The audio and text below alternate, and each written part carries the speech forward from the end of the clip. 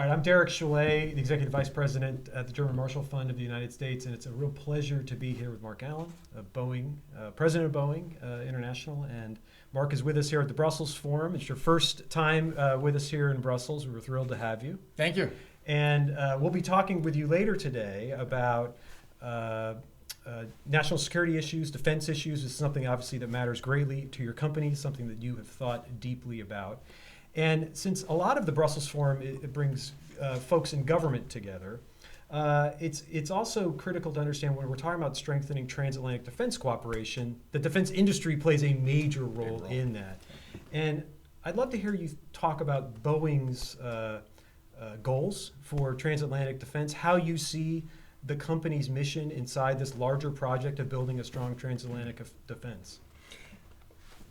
I was here for the NATO Industry Forum. I think it's that meets once a year in November. This was back in 2016. It was right after the election, and at the time, I think there were questions inside NATO about what the relationship was going to be like between the United States and NATO, given comments that then candidate Trump had made on the trail. Right. And I remember sitting down and making the point in the group that look, industry is one of the parts of the glue that holds the system together. Right.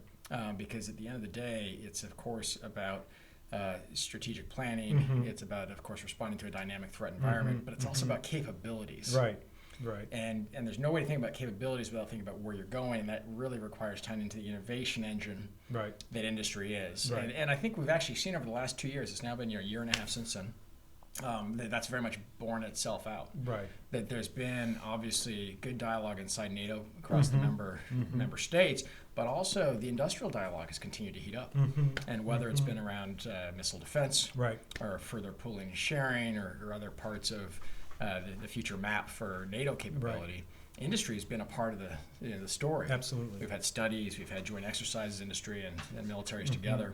And I think all of that is showing that there are a lot of ways in which collaboration can happen, and industry can be a part of many of those ways. So if we could dig into that, when you look out the next 10 to 20 years and the opportunities for industry, but also the needs when we look at the changing threat environment, how does Boeing see the future unfolding? I mean, where do you feel like you need to double down your investment to help ensure that our militaries can be forces of the future? Innovation. Yeah. I mean, if you think about where we have to double down, and you'll see it in our corporate planning, it's all around innovation, right? So we've launched Horizon X, our innovation machine, inside the enterprise over the last year. You've seen us take, what I think are pretty exciting new collaboration steps to get at innovation in ways that are about getting the best capability around the world. A good example of that, frankly, is working with Saab to develop the TX that we offer now to the U.S. Air Force in the ongoing competition. What a terrific example of this transatlantic cooperation, pulling a comparative advantage out of both companies, creating a product that has an unbelievable offering in terms of giving the warfighter what they need for their training purposes and the aerial platform.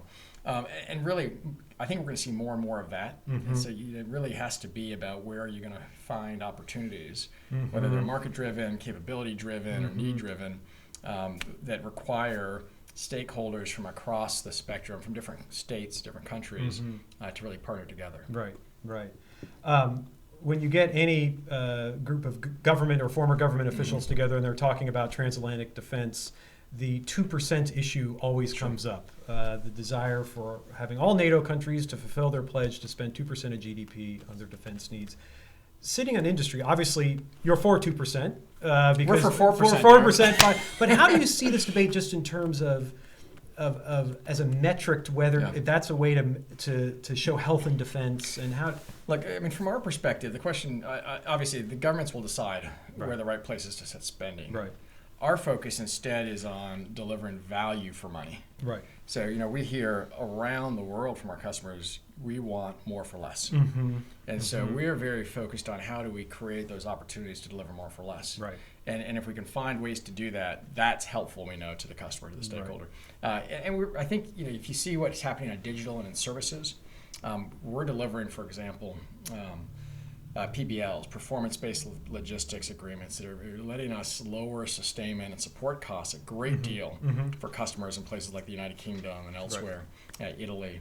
that enables them to take spending capacity that they otherwise would have spent on service and support and shift it over to capital budgets and buy the equipment that they need. So instead of us worrying about where the right threshold is, that's for the governments to worry about.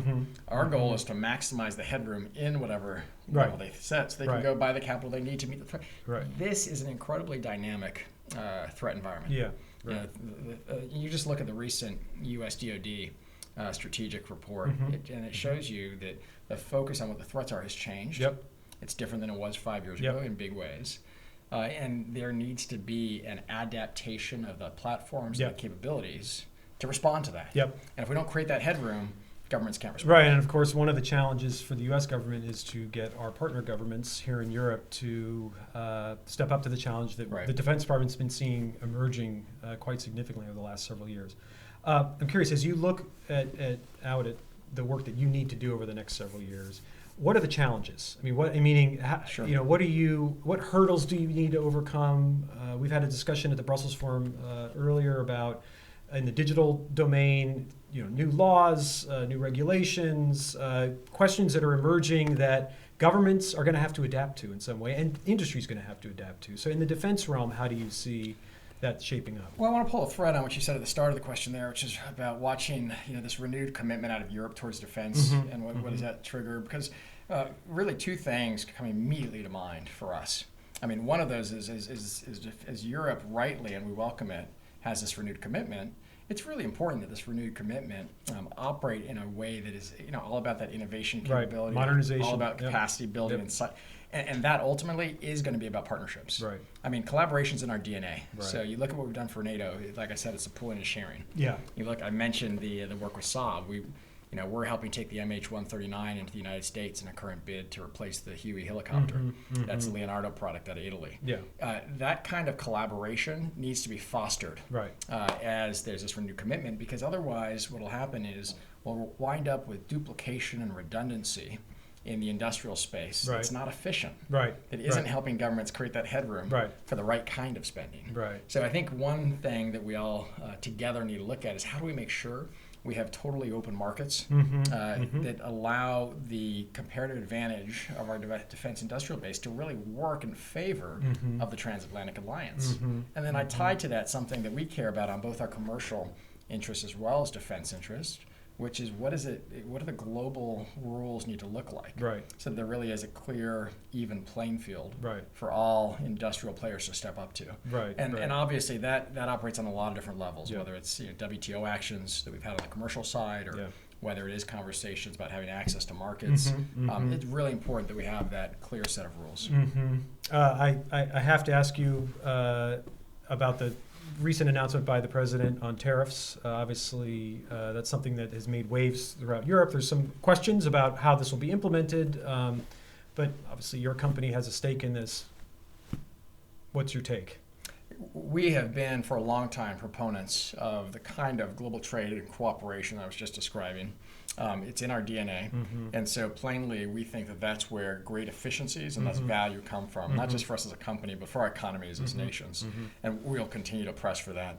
Look, on the question of the president's action, I'll leave that for the government-to-government dialogue. But to my mind, it does behoove all of us to ask the question. Well, look, we may not agree with the prescription, but we have to admit the diagnosis is right. The diagnosis is right. And when you look around the world and ask the question of where is the balance of tariff, where is the balance of open market or open investment access, the reality is the U.S. has been a real pathfinder on the side of openness, and on the side of low tariff barriers.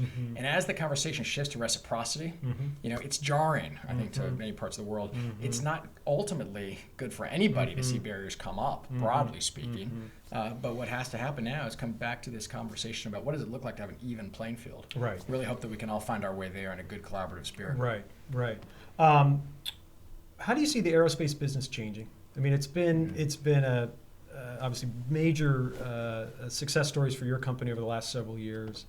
As you look out over the next 10 to 20 years, whether it's specific to the transatlantic relationship or just more broadly, what do you think the next frontier is in aerospace?